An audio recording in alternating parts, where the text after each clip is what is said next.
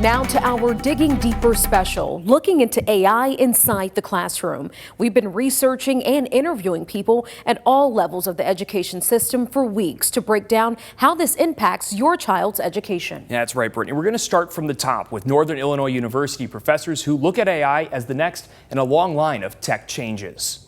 We did this with the internet. We said students shouldn't use Wikipedia. We said students can't go to Google and do their searches on Google. They have to do it the old-fashioned way.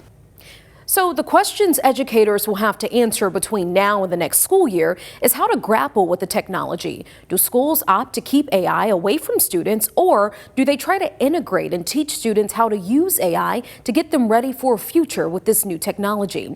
A lot is up in the air, but one certainty is that teaching in the classroom, it will change. For example, having students do presentations, having students write things by hand. So some professors are going back to analog, as well as some industries.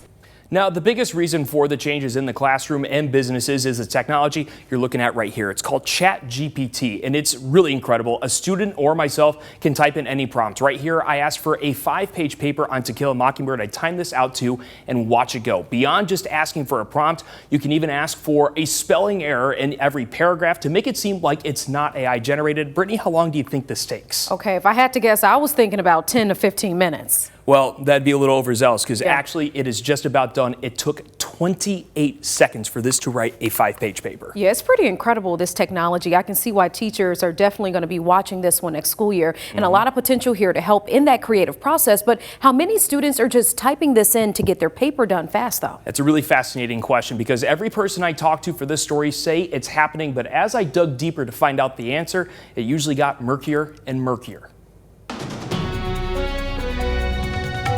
People may lose their ability to think for themselves and to think critically about things. Now we have an almost perfect tool for generating disinformation, and that's ChatGPT. Teachers and professors certainly have their reservations, but there's also a knowledge that AI is going to be part of our lives, and that includes in the classroom.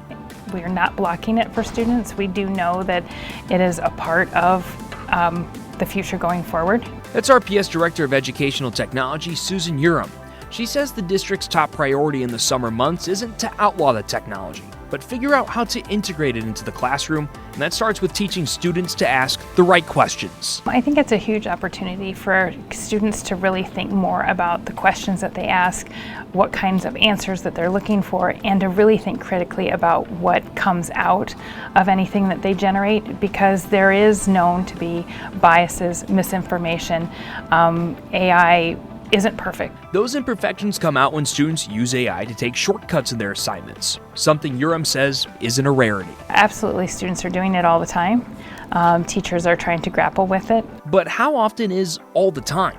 13 News filed open records requests to Rockford, Harlem, Freeport, and Belvedere school districts for how many people broke the code of conduct for cheating or plagiarism since January 1st, and how many of those specifically involved AI. Belvedere says they had no data tracking any of these violations. Harlem and Freeport say none of their combined 35 reports mention AI, but that could possibly tie into Rockford's answer. RPS 205 says 53 students were caught cheating in 2023, but they don't have anything to track if the students used AI or not. But that could also be because teachers catch AI-generated writing the same way they've caught plagiarism for years. The first giveaway is when a student will submit writing that is not in their authentic voice and language that they've been using all year long. Trisha Rozansky with Boylan High School credits knowing her students and technology to catch AI, which did catch our ChatGPT drafts. She's more skeptical of AI being a benefit in the classroom, saying sometimes the point of education is to spend extra time with a challenging subject. There is value in learning, even when learning can be a struggle, or it's cumbersome, or it's tedious.